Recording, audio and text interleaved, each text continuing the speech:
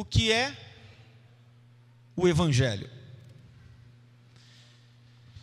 Irmãos, se fôssemos a todas as igrejas de nosso bairro, não são poucas, se nós colocássemos só aqui a estrada, prefeito João Galindo, prefeito João Gregório Galindo, dali do encruzo da Enseada até o final, antigo final, ponto do ônibus Bonfim, lá embaixo, nós não sabemos nem, eu não sei quantas igrejas tem. Se nós fôssemos só daqui, de lá para cá, né? Eu não sei quantas igrejas tem. Se nós fizéssemos uma pesquisa só com esse amontoado de igrejas que tem nessa rua principal, né? E ali nós perguntássemos às pessoas que ali vão sobre o que é o Evangelho, fizéssemos essa pergunta a cada um cristão, né? Uma igreja cheia, no domingo, por exemplo, nós descobriríamos que cada um,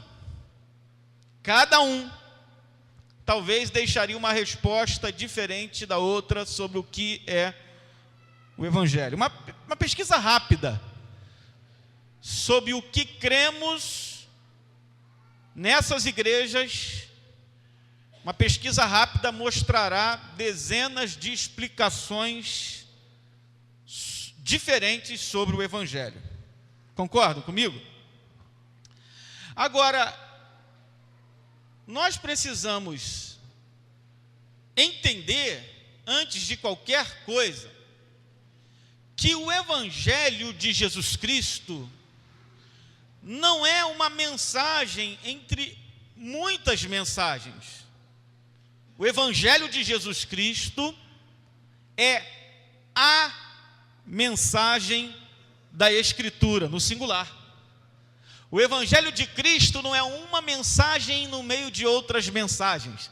O Evangelho de Cristo é a verdadeira mensagem da Escritura. É o genuíno recado do cristianismo. O mais triste é que não está sendo mais a mensagem pregada em muitos lugares no Brasil, como nós vimos na semana passada, tanto no Brasil como fora deles. Mesmo de púlpitos de igrejas evangélicas, o Evangelho de Cristo não tem sido mais pregado. E como é que nós podemos provar isto? Eu disse semana passada e repito, que se nós formos ver os livros que têm sido escritos, os documentos que têm sido postados na internet, os textos que têm sido escritos na internet, colocado lá, se nós ouvirmos o que tem sido dito na rádio, se nós vermos e ouvirmos o que tem sido dito, falado e mostrado na televisão, veremos numa comparação com 300 anos atrás, 400 anos atrás, veremos de uma forma comparativa que os pregadores que pregam hoje não pregam, não escrevem, não anunciam o Evangelho como os pregadores pregavam, escreviam e anunciavam há 300 anos e há 400 anos atrás.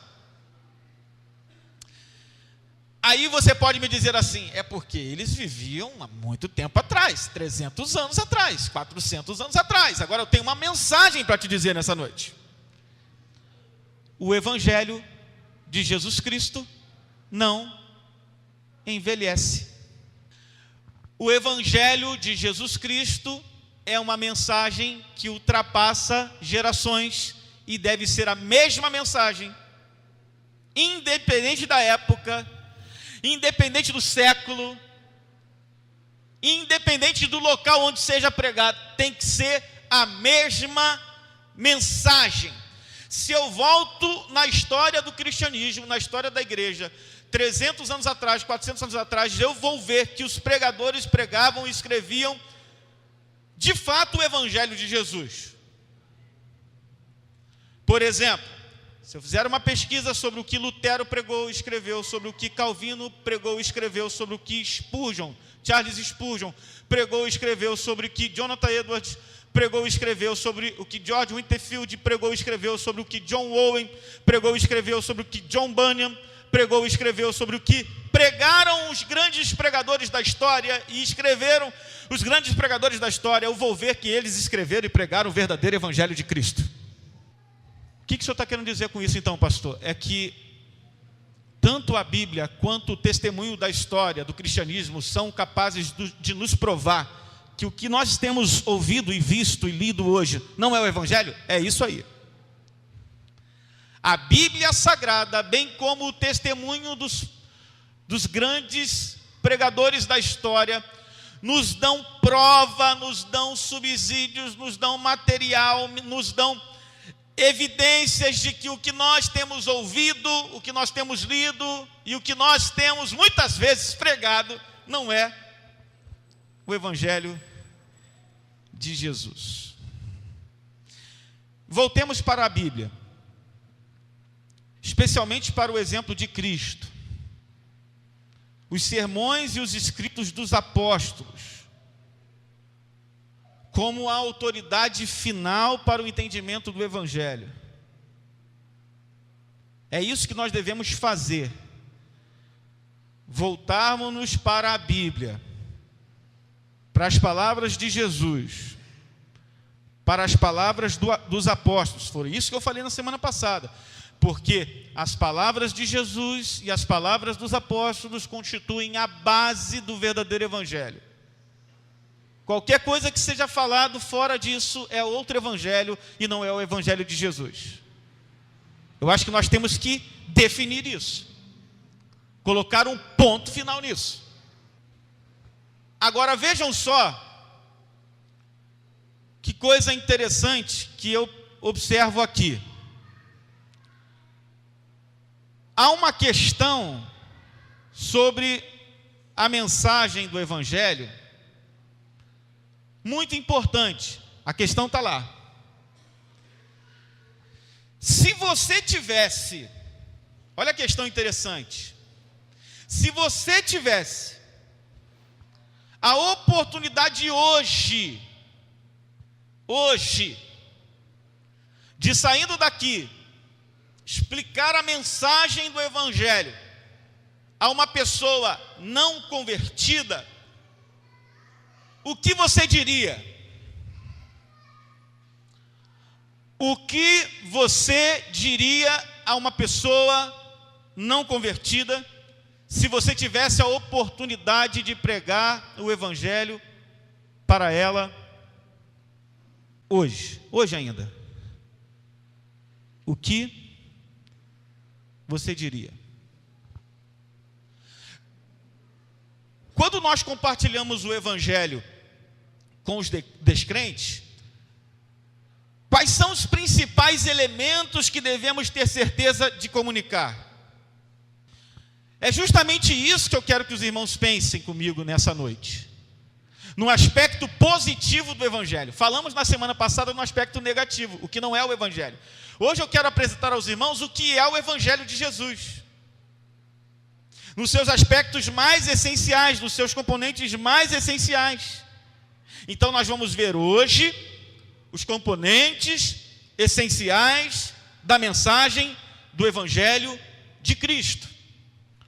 Como que eu vou evangelizar os meus amigos, os meus parentes, os meus vizinhos?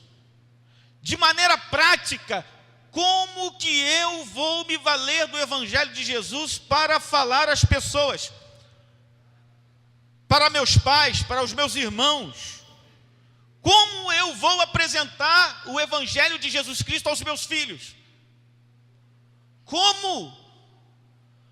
O que eu creio sobre o evangelho? O que eu tenho vivido sobre o evangelho? O que eu acredito a respeito do evangelho? Porque a minha prática cristã tem a ver com a minha crença, a minha teologia. A minha pregação tem a ver com a minha crença, a minha teologia. Se eu não sei o que eu creio, se eu não tenho uma teologia bem definida, eu não sei o que falar, eu não sei o que dizer, eu não sei o que proclamar. Então o que eu vou falar para uma pessoa que não tem Jesus? Interessante que eu ouvindo o Paul Washer, certa feita, eu citei sobre o Paul Washer na semana passada, vou mostrar daqui a pouquinho uma mensagem dele também aqui, uma frase, um pensamento dele. Mas eu lembro que eu vi um vídeo dele, ele falando sobre o chamado para pregar o Evangelho e para a obra missionária. E ele dizia que uma vez um jovem o procurou para se lançar para a obra missionária.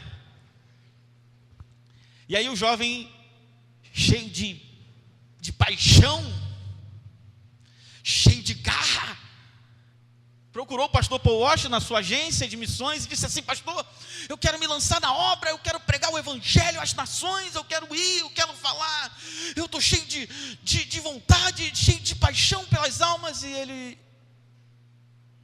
não querendo jogar um balde de água fria no jovem, mas perguntou para o jovem assim: meu querido, você crê em quê? No que você crê? Qual é a sua teologia? Como você vê a mensagem do Evangelho? Aí o jovem,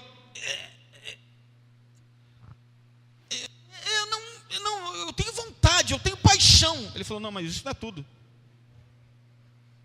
Não. Eu não quero só uma pessoa que tenha paixão. Deus não conta com pessoas só que têm paixão. Deus conta com pessoas que saibam o que estão falando. Paixão não é tudo. Você tem que ter entendimento. Eu não estou falando que você tem que saber coisas da teologia acadêmica, postulados e pressupostos acadêmicos, teológicos, ir para o seminário. Não estou falando nada disso. Eu estou falando de coisa prática, de coisa simples, de coisa essencial, de coisa comum que todo cristão precisa saber. Os irmãos estão entendendo o que eu estou dizendo? Digo amém. Não estou falando sobre ir para um curso de teologia. Eu estou falando de coisa prática. Como que eu falo do Evangelho para o meu filho? Como eu falo do Evangelho para o meu pai, para minha mãe, para os meus amigos, para os meus vizinhos, para os meus parentes, para os meus amigos de trabalho? Como que eu falo do Evangelho para eles? Qual é o conteúdo da mensagem do Evangelho, que é essencial e que eu não posso jamais esquecer? Porque esse é o ponto central. Nós vimos na semana passada que o que tem sido pregado hoje não é o Evangelho. Há uma verdade inabalável, e é essa aqui: os homens são salvos mediante a proclamação do verdadeiro Evangelho. Não há salvação se não houver o Evangelho. Concordam comigo? Então, vou voltar à pergunta. Para que uma pessoa tenha fé salvadora, o que precisa ser transmitido a ela? Como que eu vou transmitir o Evangelho a essa pessoa? Quais são as coisas essenciais da mensagem, em termos mais possíveis de serem despidos, de serem mensuráveis, de serem entendidos? Quais são as coisas mais essenciais que eu preciso saber para proclamar o Evangelho a uma pessoa? O que eu tenho que dizer quando eu for evangelizar uma pessoa? Isso é importante, irmãos. Porque se o Evangelho de Jesus não for pregado, não há salvação. Há um convencimento humano, há uma emoção, uma comoção humana, há até mesmo choro emocionalista, mas não há conversão na alma. Para que haja conversão, salvação, tem que haver Evangelho de Jesus. Então, no que constitui a verdadeira mensagem? Qual o conteúdo da mensagem do Evangelho? O que eu tenho que dizer? Na semana passada eu disse que não se constitui numa conversação simples, evangelística, de 3 pontos, de 4 pontos, de 5 perguntas, de 5 isso, 5 aquilo. Mas nós precisamos definir isso. Embora isso seja elaborado com o tempo, tem que se gastar tempo ensinando, falando,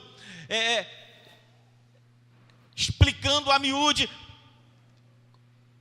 quais são os aspectos, os componentes essenciais que, resumidos, podem se constituir no conteúdo do Evangelho de Jesus. Como é que eu faço, pastor? O que eu preciso saber? O que eu preciso saber para poder passar para outra pessoa? Então eu tenho aqui alguns aspectos práticos da mensagem do Evangelho. Aspectos práticos. Qual é o primeiro aspecto? Eu vou apresentar para você que o primeiro aspecto se encontra nessa pergunta. Qual é a pergunta, irmãos? Vamos todos dizer bem forte?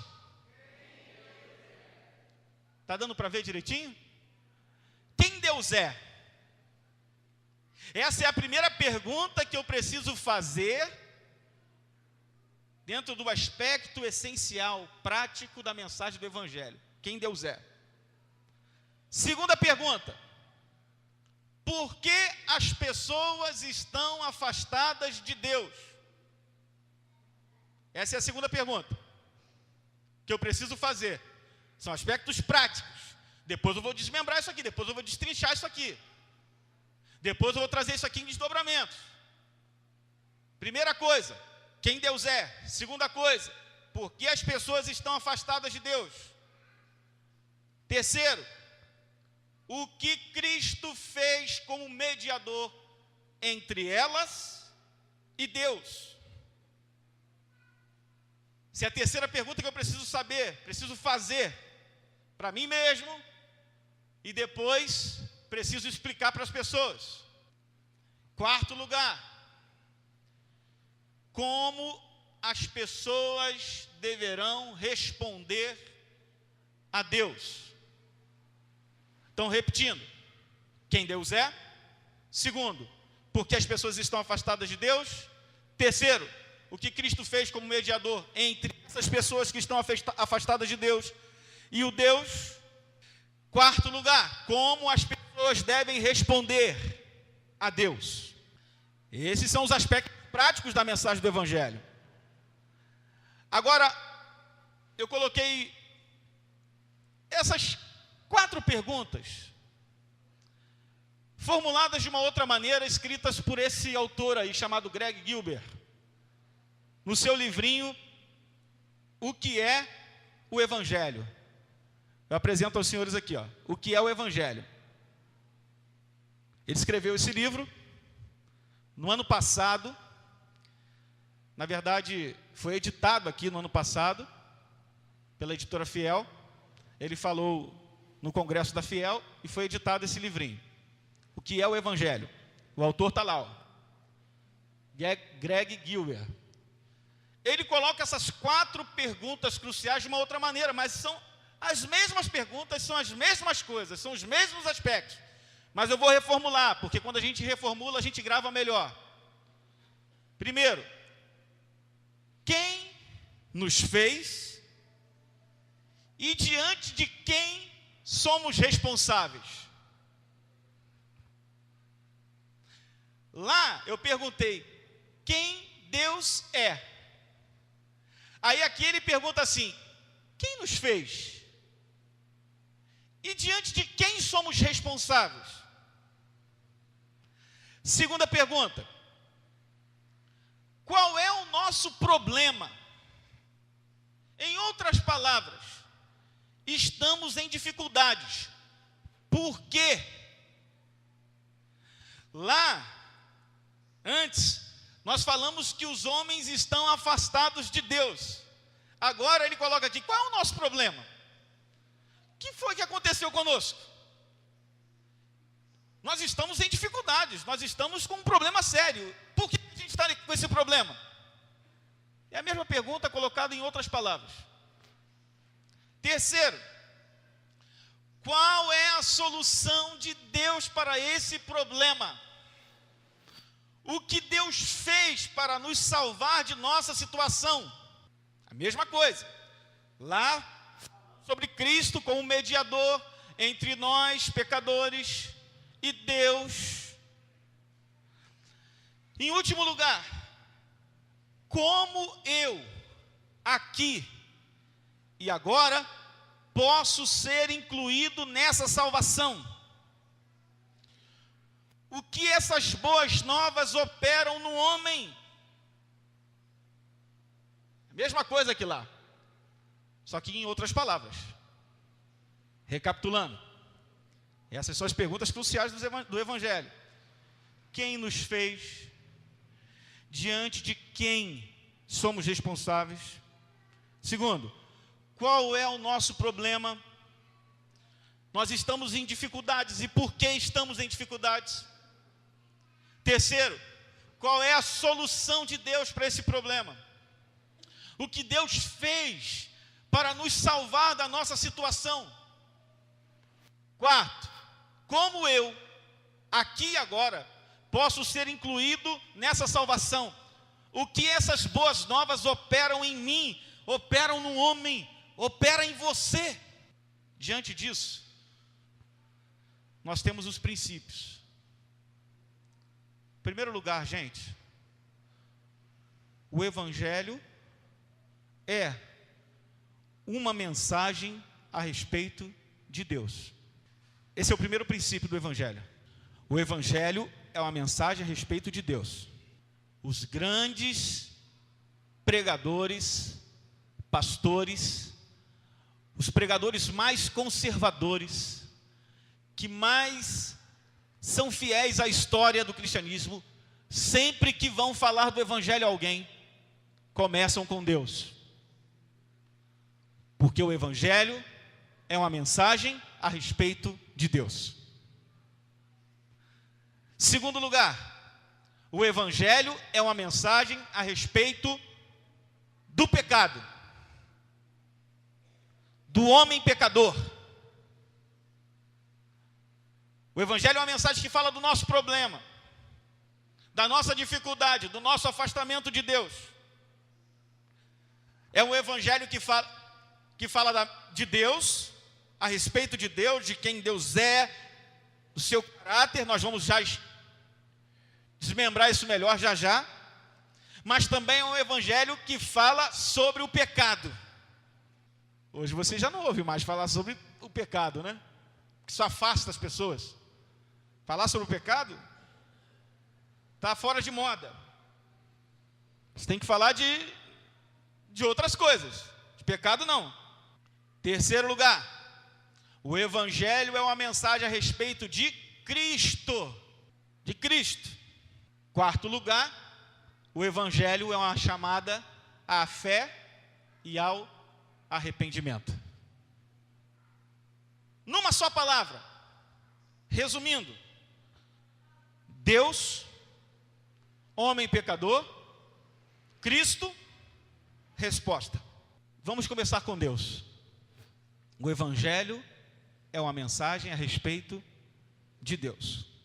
Então, o que eu devo ensinar para uma pessoa quando eu ensino o Evangelho para ela? Em primeiro lugar, eu preciso falar da santidade de Deus para essa pessoa. E a primeira coisa que eu preciso falar para ela, eu preciso ensinar essa pessoa a respeito da santidade de Deus. O Evangelho nos diz quem é Deus, qual é o seu caráter, quais são os seus padrões e as suas exigências para conosco, suas criaturas. O Evangelho nos diz que devemos nossa existência a Deus, que Ele é o Criador, que para o bem ou para o mal estamos em suas mãos e sob a sua supervisão, que fomos criados por Ele, para adorá-lo, para servir a Deus, proclamar os seus louvores e viver para a sua glória. Isso é o Evangelho de Jesus Cristo. se você não ensina sobre a santidade de Deus, quando você prega o Evangelho, se você não fala quem Deus é, sobre o seu caráter, sobre os seus padrões de exigência para conosco e sobre suas criaturas, se você não diz que nós devemos a nossa existência a Deus, porque se não fosse Ele, nós não existiríamos, que Ele é o nosso Criador, vivemos, existimos e nos movemos nele. Se você não disser isso, você não está pregando o Evangelho. Se você não disser que nós estamos debaixo das mãos de Deus, debaixo e em cima das mãos de Deus, isso é, estamos totalmente nas suas mãos e supervisionados por Ele. Se nós não falarmos isso para as pessoas, nós não estamos sendo fiéis ao Evangelho de Jesus Cristo. Entendam isso. Se você não disser que o homem foi criado para adorar a Deus, servir a Deus, proclamar os louvores de Deus e viver para a glória de Deus, você não está pregando o Evangelho de Jesus. Tem mais. O Evangelho, ele deve despertar em nós temor do Senhor. Eu não falo medo, temor. Você consegue identificar a diferença entre a palavra medo e temor? Já parou para pensar? Temor é respeito que se desdobra em obediência. Deus é totalmente santo. E a sua santidade exige santidade. O temor do Senhor, irmãos, é o princípio de toda a sabedoria, diz a palavra de Deus. E grande parte do evangelismo contemporâneo visa despertar tudo no ser humano, menos o temor do Senhor na mente do pecador. Por exemplo, quando a gente prega o evangelho para as pessoas, a gente diz assim: Deus o ama, Deus tem um plano maravilhoso para você. Não é a abertura típica da evangelização dos nossos dias? Deus ama você, Ele tem um plano maravilhoso para a sua vida. Você nunca ouviu ninguém falar isso? Eu já ouvi muitas pessoas falarem assim e começarem o evangelismo assim. Agora, essa espécie de evangelismo, ela está a quilômetros de distância do verdadeiro evangelho, irmãos. Quilômetros de distância. Sabe por quê? Porque não desperta em nós nenhum tipo de temor a Deus. Não nos faz ver a santidade de Deus, não nos mostra o caráter de Deus, não mostra para a gente quais são os padrões de exigência de Deus para a nossa vida, não remete a nossa existência a Deus, não faz isso. Deus te ama, Deus tem um plano para a sua vida muito bonito. Isso não é o evangelho de Jesus. A gente tem que despertar para isso, irmãos. E qual é o remédio contra essa ideia, esse ensino bíblico? É a santidade de Deus. Deus é totalmente santo e a sua lei exige, portanto, santidade perfeita por parte de suas criaturas. Diz a Bíblia Sagrada em Levítico 11, 44 e 45. Diz assim: eu sou o Senhor vosso Deus, portanto vós vos consagrareis e sereis santos, porque eu sou santo. Vós sereis santo, porque eu sou santo. Josué capítulo 24, versículo 19 diz assim: não podereis servir ao Senhor, porquanto é Deus santo, Deus zeloso, que não perdoará a vossa transgressão nem o vosso pecado, diz Josué. Não há santo como o Senhor, porque não há outro além de ti, e rocha não há nenhuma como o nosso Deus. 1 Samuel 2:2, 1 Samuel 6:20 diz assim: quem poderia estar perante o Senhor, este Deus santo? Quem é que pode estar diante dele? Aí você pode dizer assim: mas você está falando da lei, você está pregando lei. Aí eu vou ler 1 de Pedro para você, capítulo 1, verso 16, que diz assim: porque está escrito está, sede santos, porque eu sou santo. Sabe o que isso significa? Pedro, no período da graça, no cristianismo, trazendo um princípio do Antigo Testamento e aplicando a vida da igreja. Então é perfeitamente aplicável isso que eu estou dizendo aqui. Devemos lembrar da santidade de Deus, de que Ele é santo. Hebreus capítulo 12, verso 14, é enfático quando diz o escritor aos Hebreus: segui a paz com todos e a santificação, sem a qual ninguém verá o Senhor. Parece lei isso, pastor. Isso não é muito pesado, não? Isso é o Evangelho de Jesus. Está esquecido nos nossos dias, mas ainda é o Evangelho de Jesus. Está aqui. O Evangelho é uma mensagem a respeito de Deus. Segundo lugar, o Evangelho é uma mensagem a respeito do homem, do pecador, a respeito do pecado. Então, o primeiro lugar que a gente tem que fazer é mostrar às pessoas que nós estamos falando o seu pecado. Irmãos, o Evangelho significa boas novas. E o que torna essas novas realmente boas, não é somente que o céu é de graça, como que também o pecado foi vencido pelo Filho de Deus. Não é somente isso. Não é saber dos fatos do Evangelho. O que a gente percebe é que tristemente está na moda apresentar o Evangelho como algo diferente. Diferente do quê? Diferente da maneira como apresentavam os cristãos primitivos e os grandes pregadores da história. Como é que eles apresentavam o Evangelho? Sabe como é que eles apresentavam? Eles apresentavam o Evangelho para pessoas doentes na alma, tendo o Evangelho como o único remédio capaz de curá-los. Os irmãos conseguem entender essa imagem? Amados, o Evangelho é a única saída do ser humano. É o único remédio para o ser humano enfermo na alma, enfermo pelo pecado. A gente hoje oferece a salvação como um meio de fugir do castigo, para obter uma vida maravilhosa, sentir-se realizado, ter respostas aos problemas da vida. A gente oferece o Evangelho de várias maneiras, mas todas essas promessas são verdadeiras, mas são subprodutos da redenção, são subprodutos do Evangelho. A questão essencial não é essa, a questão essencial é outra. E qual é a questão essencial? É de que todo ser humano é pecador. Essa é a questão essencial, porque se em primeiro lugar falamos de Deus, se falamos da santidade de Deus, a outra coisa que automaticamente ressoa é a negritude do homem, é o pecado do homem.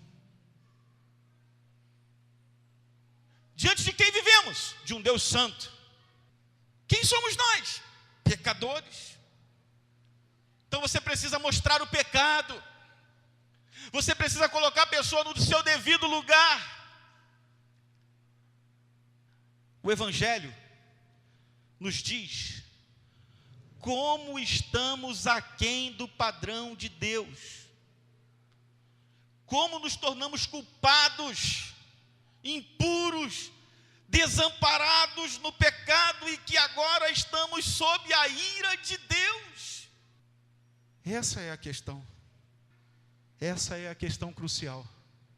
O Evangelho nos diz que a razão por que pecamos continuamente é que somos pecadores, por natureza.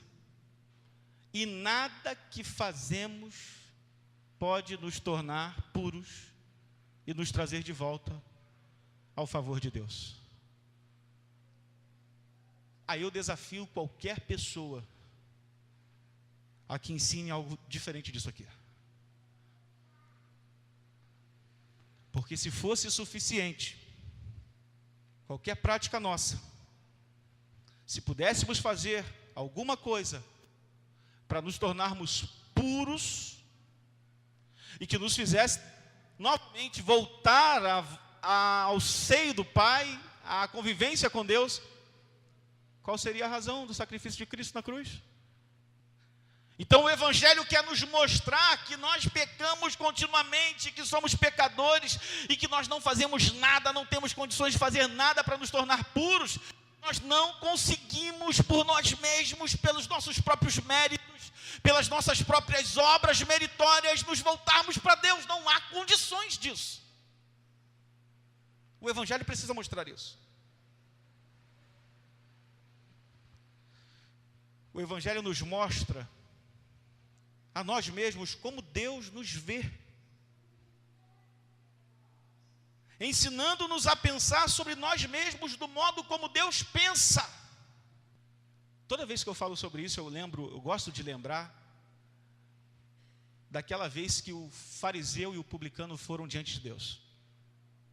Acho que não há nenhuma outra imagem tão forte para mim nos evangelhos senão essa. Os dois vão, na hora da oração, orar ao Senhor. Só que um chega lá todo pompudo, todo cheio de si, e fala assim: graças te dou, Pai, porque eu não sou como esse pecador miserável. Dou meu dízimo, faço tudo certinho, sou um cabra bom, cabra de palavra, sou uma bênção, Senhor, graças te dou por isso. O texto vai dizer que ele orou de si para si mesmo. É como se ele estivesse no espelho olhando para ele. Ele não foi uma oração, foi um elogio pessoal a ele mesmo. Ele elogiou suas próprias virtudes. Ele quis dizer que ele estava no padrão para ir para o céu. Mais ou menos isso. Aí diz a Bíblia que foi um outro, um pecador. Pecador miserável mesmo, um publicano pecador. Só que quando ele chega lá, o irmão Josias, ele fala assim, ele nem consegue levantar os olhos para Deus, mas ele abaixa a cabeça, bate no peito e fala assim, ele faz a oração das 4 palavras. A oração do honesto, do humilde, daquele que sabe quem ele é de fato diante de Deus, da santidade de Deus, é a oração das 4 palavras. Tem misericórdia de mim, pecador. Tem misericórdia de mim, pecador. E o texto diz que quem desceu justificado foi quem fez a oração das 4 palavras. Tem misericórdia de mim, pecador. O outro que se achava justo desceu da mesma maneira. Sabe por quê? Deus se revela, dá graça aos humildes e se esconde dos sábios, entendidos, poderosos e sãos. Porque os sãos não precisam de médico, mas sim os doentes. Jesus disse: eu vim salvar os que se haviam perdido. Os pecadores. Então, como eu, quando prego o evangelho, não vou falar isso para as pessoas? Como é que eu posso esquecer esse aspecto do evangelho quando eu prego a palavra de Deus? Não posso, meus irmãos. É inadmissível, irmã. Você não pode esquecer, isso é essencial. Primeiro falar da essência de Deus, de quem Deus é, do caráter de Deus, da santidade de Deus. Depois falar de quem é o homem, da sua culpa, do seu estado deplorável, da sua depravação total. Você precisa lembrar disto. Quem entendeu, diga amém. Ih, um monte de gente não entendeu. Quem entendeu, diga amém. Mostre-lhes o seu pecado. O pecado é que torna impossível a paz para com os ímpios. Diz a Bíblia que todos pecaram. Eu poderia citar inúmeros textos, irmãos. Vai me faltar tempo. Tem um montão de gente já olhando o relógio, querendo ir para o Tales. O pecado torna o pecador digno de morte. O pecador nada pode fazer para receber a salvação. O pecador está num estado deplorável espiritualmente. Essa é a situação do ser humano. Essa é a situação do homem. Eu poderia citar muitas passagens aqui para comprovar tudo isso. Mas os irmãos sabem. Os irmãos estudam a Bíblia Sagrada toda semana, ouvem pregações todas as semanas. Esse é o segundo aspecto. Primeiro aspecto, lembrando, nós temos que entender que o Evangelho é uma mensagem a respeito de Deus. Temos que lembrar as pessoas da santidade de Deus. Segundo, o Evangelho é uma mensagem a respeito do pecado, do homem pecador. Temos que mostrar a eles o pecado. Temos que falar para eles quem eles são. Lembrá-los do seu estado. Terceiro lugar, a mensagem do Evangelho é uma mensagem a respeito de Cristo. Cristo. Nós devemos instruir as pessoas sobre o que Cristo é e sobre o que Cristo fez. Quem é Cristo? O que Cristo fez? Quem é Jesus para você, meu irmão?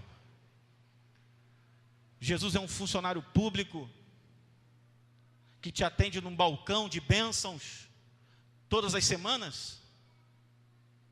Ou um dono de um supermercado de bênçãos que você vai lá buscar na prateleira um benefíciozinho toda semana? Ou é um garçom capaz de te servir tudo que você deseja? Porque você trocou os papéis, você fez de Cristo o seu garçom e você se tornou o Senhor. Então quando você chega na igreja, você diz assim: eu exijo isso. Quem é Cristo para você? E como é que você tem apresentado Cristo às pessoas? Eu tenho que instruir as pessoas sobre Cristo e sobre o que Cristo fez. Eu tenho que lembrar as pessoas que Cristo é o Deus eterno.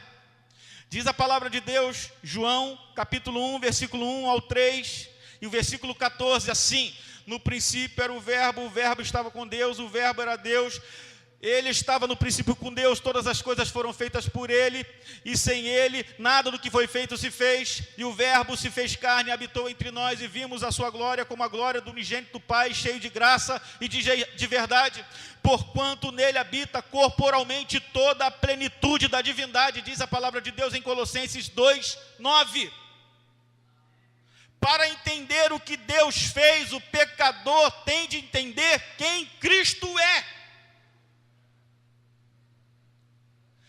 Se eu, como pecador, não entender quem Cristo era, eu não vou entender o que Deus fez por mim. Ele habitou entre nós, ele era Deus desde o início de todas as coisas, irmãos. Ele é o Filho eterno de Deus, que se tornou carne, habitou entre nós, vimos a sua glória, exatamente como a glória do unigênito do Pai, cheio de graça e de verdade. Diz a palavra de Deus que toda a plenitude da divindade habita em Cristo Jesus. Toda, absolutamente toda a plenitude da divindade. Esse é o Cristo que nós servimos. Esse é o Cristo. Se eu não entender isso, eu não vou entender o que Deus fez por mim. Ele é o Senhor de tudo. Apocalipse 17, 14 diz que Jesus Cristo é o Senhor dos senhores e o Rei dos reis. Filipenses 2, verso 8 a 9, diz assim: a si mesmo se humilhou, tornando-se obediente até a morte de cruz, pelo que também Deus o exaltou sobremaneira e lhe deu um nome que está acima de todo nome.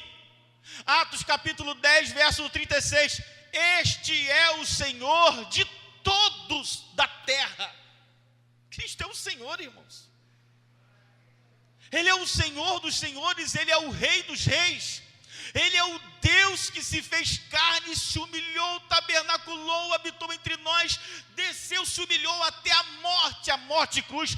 Porém, Deus o exaltou novamente, o pôs sobre todos os nomes da terra. Ele é o Senhor dos senhores, o Rei dos reis. Por isso nós o adoramos e o exaltamos. Eu preciso entender quem Cristo é. O Deus eterno, o Senhor de tudo e de todos. Há uma palavra bíblica chamada Kyrios, que significa Senhor. E a tradução no original é proprietário. Cristo é o proprietário de tudo. Ele é o Senhor de todo o universo. Essa é a palavra que é usada para Ele. Ele tornou-se homem, subsistindo em forma de Deus. Diz a Bíblia Sagrada, Ele não julgou como usurpação o ser igual a Deus. Ele não quis levar vantagem o ser igual a Deus. Antes a si mesmo se esvaziou, assumindo a forma de servo, tornando-se semelhante aos homens e reconhecido em figura humana, diz Filipenses 2, versos 6 a 7. Ele é totalmente puro, sem pecado. Porque não temos um sumo sacerdote, esse texto é maravilhoso, Hebreus capítulo 4, verso 15, preguei ele semana passada no culto caseiro, juntando com Hebreus capítulo 5. Porque não temos um sumo sacerdote que não possa compadecer-se das nossas fraquezas, antes foi ele tentado em todas as coisas, a nossa semelhança, mas sem pecado. 1 de Pedro 2, 22, o qual não cometeu pecado nem dolo algum se achou em sua boca. 1 de João 3, 5, sabeis também que ele se manifestou para tirar os pecados, e nele não existe pecado. Acontece que aquele que não tinha pecado, tornou-se sacrifício pelos nossos pecados. Se eu não consigo entender isso, gente, eu estou falando de coisa básica. Se não compreender isso, não há salvação. Eu não estou dizendo que a pessoa vai ter que guardar todos os versículos. Eu estou dizendo que se ela não consegue compreender esses aspectos básicos da fé, não há verdadeira conversão nessa vida. Isso é básico, irmão. Isso é bíblico. Não é especulação filosófica ou teológica. Isso é texto sagrado, é Bíblia. Evangelho nu e cru aqui, ó, tá simples. Não há elaboração teológica, nada disso. Bíblia. Tornou-se sacrifício por nós. Ele carregou sobre o seu corpo, sobre o madeiro, os nossos pecados, para que nós, mortos para o pecado, possamos viver para a justiça. Diz a Bíblia que por suas chagas nós fomos sarados. Colossenses 1, 20. Havendo feito a paz pelo sangue da sua cruz, por meio dele reconciliar-se consigo mesmo todas as coisas, quer sobre a terra, quer sobre os céus.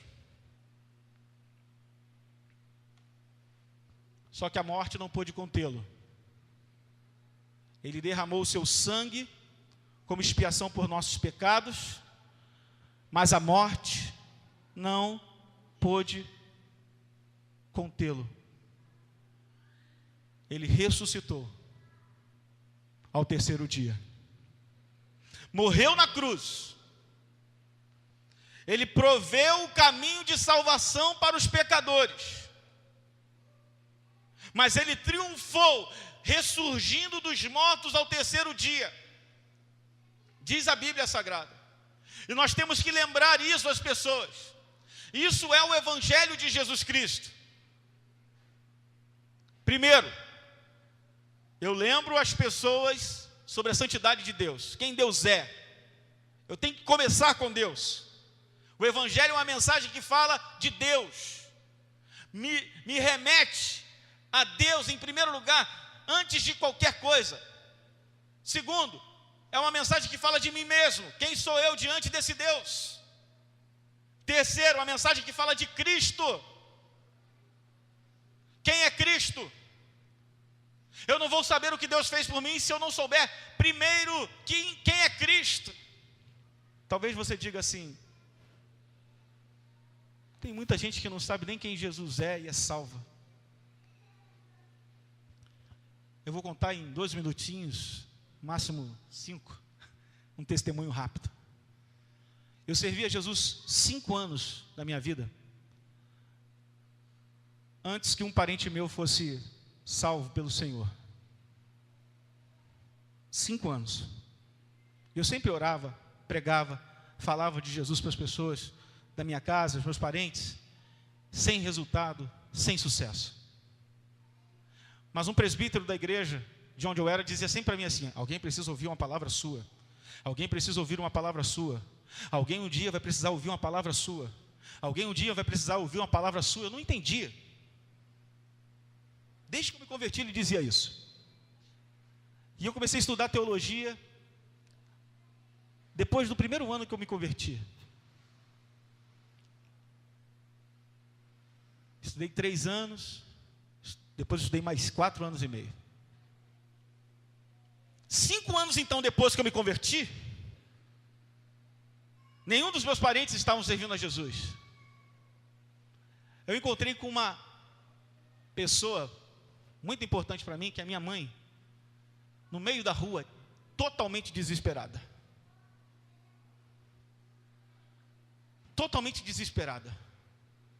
E naquela época, eu queria que ela estivesse aqui, para confirmar. Naquela época ela ia ao centro de macumba, tentava resolver os problemas dela por lá. E nesse dia que eu encontrei, no meio da rua, ela chorava de pranto, se agarrou no meu pescoço, dizendo: meu filho, pelo amor de Deus, me ajuda, por favor, me ajuda. Eu não quero mais ir para macumba, eu não quero mais ir para mentira, eu sei que tudo isso não presta, me ajuda, pelo amor de Deus.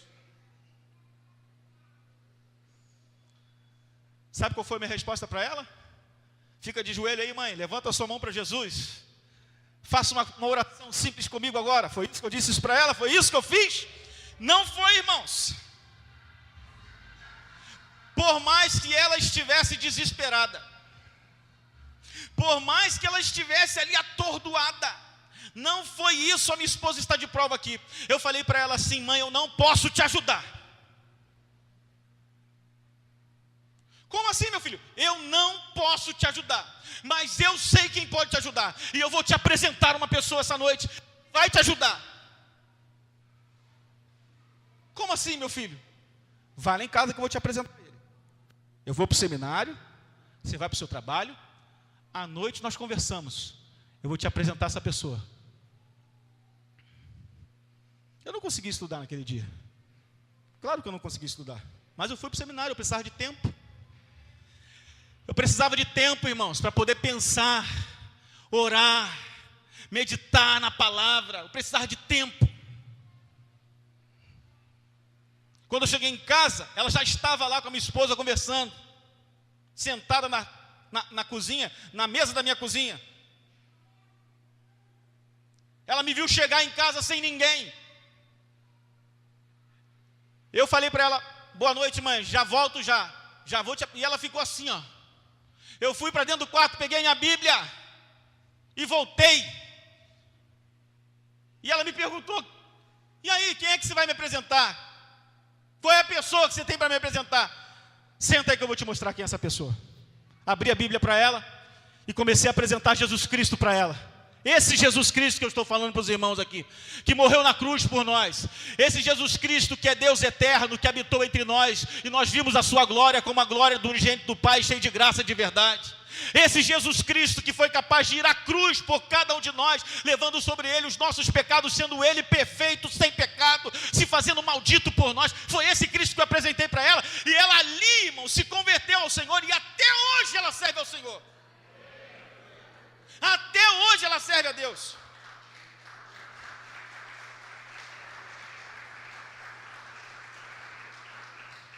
Mas nem sempre foi assim. A minha esposa sabe do que eu estou falando. Até que eu encontrasse o verdadeiro evangelho de Jesus, irmãos. Antes disso, uma vez eu fiz um rapaz descer do ônibus. Ele me viu lendo um livro.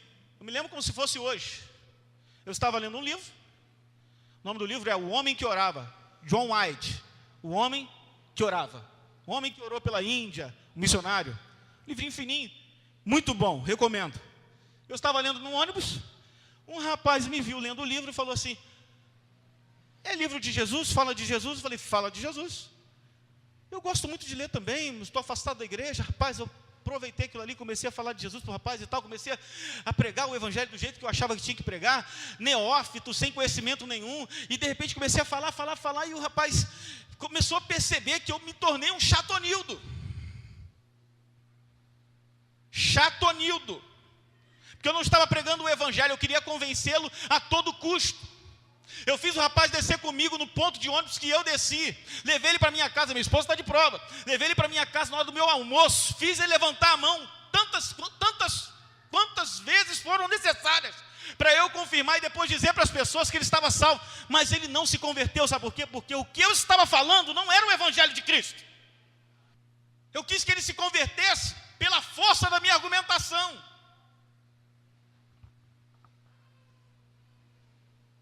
É mais fácil, irmãos, disse o sábio, nós arrancarmos um dente canino de um tigre vivo do que conseguir salvar uma vida.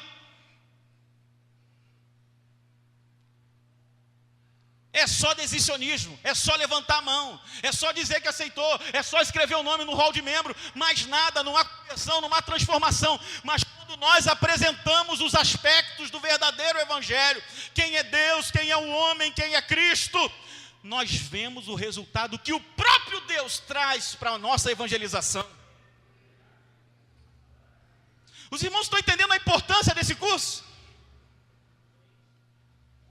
Não é a força de argumento. Paulo disse: não prego com palavras persuasivas de sabedoria humana, porque as minhas sabedorias, as minhas filosofias, os meus conhecimentos não são nada, são como esterco. Esterco, sabe o que é esterco?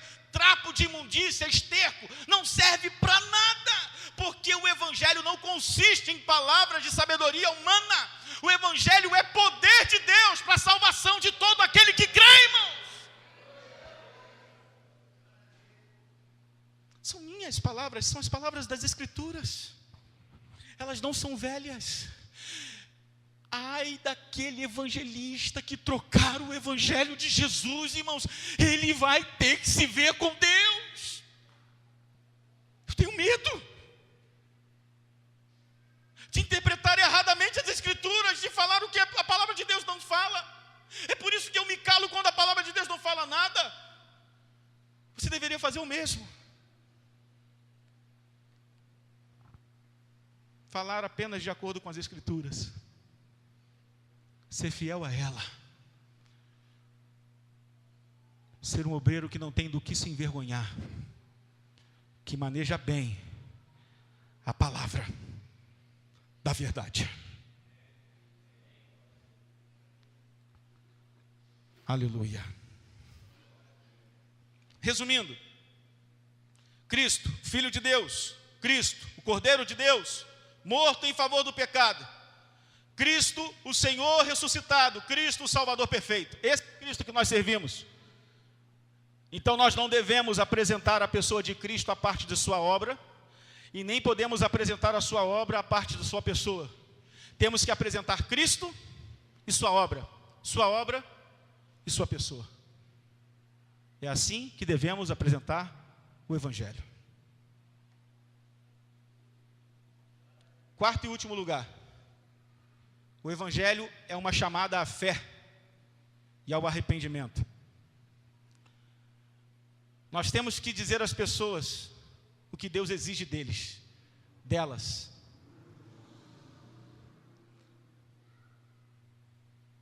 Aí tem muita gente que não concorda. Porque o Evangelho de hoje é mais um convite, né? Do que uma exigência. É mais uma oferta. É mais um prato do que uma exigência. Aí a gente aprende que Deus exige arrependimento. Que nós temos que seguir a Jesus. Temos que ter confiança nele como Senhor e Salvador. Que a salvação, ela acontece pelo senhorio de Cristo. Fé, mais arrependimento. Arrependimento, mais fé. Uma coisa não pode prescindir da outra. Se afastar da outra. Uma coisa está somada à outra. Pressupõe a outra. Antecede a outra. Sucede a outra. Nós devemos aconselhar as pessoas a considerar o preço do Evangelho. Aí você pode dizer, a salvação é totalmente gratuita, pastor. Que preço? O preço foi pago por Cristo na cruz. Verdade, mas é uma meia-verdade. Meia-verdade. Por que é meia-verdade? Porque o preço que Cristo pagou na cruz me remete a um custo, ao preço do discipulado, ao preço da renúncia. Não é uma fé fácil, irmãos. Não é um evangelho que é oferecido como se oferece um copo d'água. Vamos ser sinceros. A gente vai ver isso com detalhes, mas eu vou só lembrar os irmãos. Quando Jesus chegou até aquela mulher samaritana e pregou o evangelho para ela, vocês lembram mais ou menos como é que foi, né? Dá um pouquinho d'água aí. Como é que você pode pedir água para mim, que sou mulher samaritana? Você é judeu, os judeus não se falam com samaritano, como é que vai ficar os negócios? Não vou. Não, se você souber quem é que está te pedindo, tu é que lhe pediria, e ele te daria água viva. Você vai tirar água com o quê? Você não tem com o que tirar? O poço é fundo. Falou assim, olha só, essa água que você está pegando aí no poço, presta atenção, hein? Essa água que você está pegando no poço, a gente bebe, depois a gente tem sede de novo. Mas a água que eu te der, quando você bebe dela, a água que eu te der, ela se torna em você uma fonte de vida eterna. Aí sabe o que a mulher falou? Dá um pouquinho dessa água aí, Jesus, para eu não ter que voltar aqui de novo.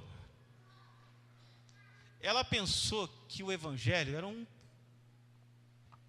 copinho com água. Obrigado, viu, irmão Joel? Evangelho não é isso, irmão. Como é que eu provo? Jesus. Quando ela estava ávida pela água, sedenta por tomar um gole da água. Sabe o que Jesus falou? Ok, vamos ver se você está preparada. Vai chamar seu marido. Não tem marido. Bem disseste, não tem marido. Você já teve 5. O que você tem agora não é seu. Jesus toca no nervo da vida dela, irmãos. Jesus vai num ponto central. Porque há uma exigência. Os irmãos estão entendendo? Digam amém. O jovem rico, o que eu faço para ter a vida eterna, Senhor? O que diz as Escrituras? As Escrituras dizem, guarda os mandamentos, honra teu pai e tua mãe. Você tem feito isso? Sim, tenho feito desde a minha infância. Mas ainda te falta uma coisa. É só uma pincelada do que a gente vai estudar aqui, tá, gente? Tudo isso a gente vai estudar aqui no curso. Aí o jovem rico falou assim: o que está faltando? Pega tudo que você tem, vende, dá para os pobres, depois você me segue. Ele ficou triste, foi embora para casa pior do que quando foi a Jesus. Porque o evangelho tem um custo. É o custo da renúncia, o custo do discipulado, o custo da submissão ao senhorio de Jesus, o custo de você largar tudo para seguir a Jesus, pôr o pé na estrada. Jesus não conta com os consumidores da igreja, Jesus não conta com os simpatizantes da igreja, Jesus só conta com os seguidores, Jesus só conta com aqueles que se submetem à sua vontade, Jesus só conta com os verdadeiros discípulos. Consumidores do evangelho, simpatizantes da palavra, estão na multidão, mas não serão salvos. Só serão salvos os que seguem a Jesus de verdade. Você entendeu isso? Diga amém. Há um preço.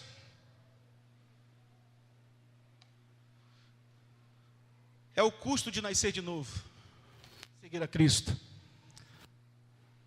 É um ganho muito custoso. Cada um deve carregar a sua cruz. Pergunta para o irmão do seu lado aí: sua cruz, irmão, está pesada? Pergunta para ele.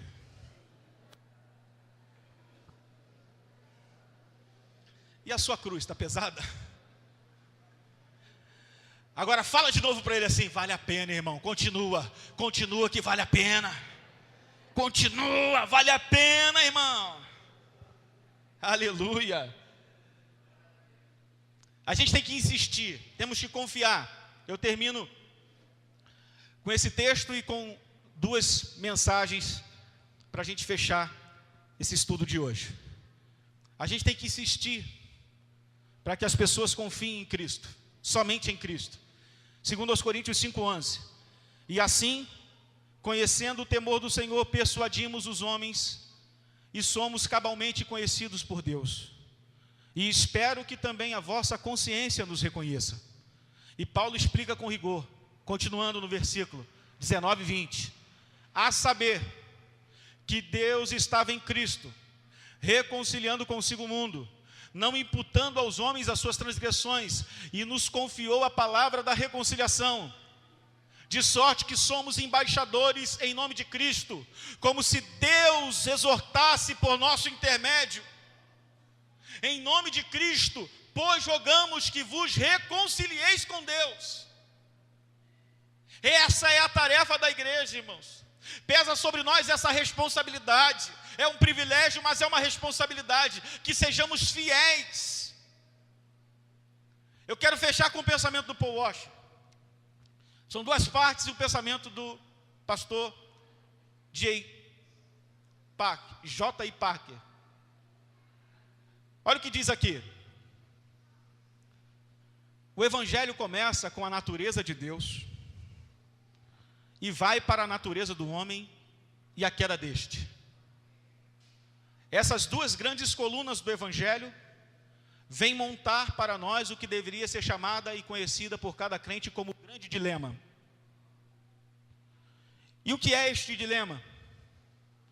Se Deus é justo, Ele não pode te perdoar. Como Deus pode ser justo e ao mesmo tempo o justificador de homens maus? Quando as Escrituras declaram, especialmente em Provérbios 17:15, o que justifica o ímpio e o que condena o justo, tanto um como o outro são abomináveis ao Senhor. Este é o maior problema. Você tem que mostrar isto às pessoas, que Deus é verdadeiramente justo e todos os homens são verdadeiramente maus. Deus, para ser justo, deve condenar o homem mau. Entretanto, para a própria glória dele, pelo grande amor com que ele nos amou, enviou seu Filho, o qual caminhou nesta terra como um homem perfeito. E então, de acordo com o plano eterno de Deus, ele foi aquele madeiro E naquele madeiro ele tomou o nosso pecado e, assumindo a posição legal do seu povo e carregando a nossa culpa, ele se tornou uma maldição. Olha a conclusão: Cristo nos resgatou da maldição, se tornando uma maldição em nosso lugar. Esse é o Evangelho. Esse homem está vivo. Para mim, hoje é um dos maiores pregadores que nós temos, profeta de Deus. Isso é o Evangelho. J.I. Packer, em poucas palavras, o Evangelho é a mensagem do Cristo crucificado, da culpa do homem, do perdão da parte de Deus, do novo nascimento e da vida nova por meio do dom do Espírito Santo. Isso é o Evangelho, irmãos. Acredito que ainda está vivo. Até 2010 estava. Não sei agora, notícias novas. Isso é o Evangelho. O Evangelho do Novo Testamento é o que nós estamos nos propondo a pregar e a ensinar nesse curso. Jesus como Senhor. E a minha oração é que a nossa geração, a geração que se depara com a tarefa de preservar o Evangelho em nossos dias, em grande parte deste país que está confuso com a verdadeira mensagem, a minha oração é que este curso, que essas palavras, essas mensagens que a gente vai proferir aqui, possam ajudar líderes e leigos a avaliar, no nível corporativo, mas também no nível individual, a fidelidade que nós temos ao Evangelho de Jesus. O meu desejo é que nós possamos avaliar o nível de fidelidade que nós temos em relação ao Evangelho. Que Deus possa abençoar a todos.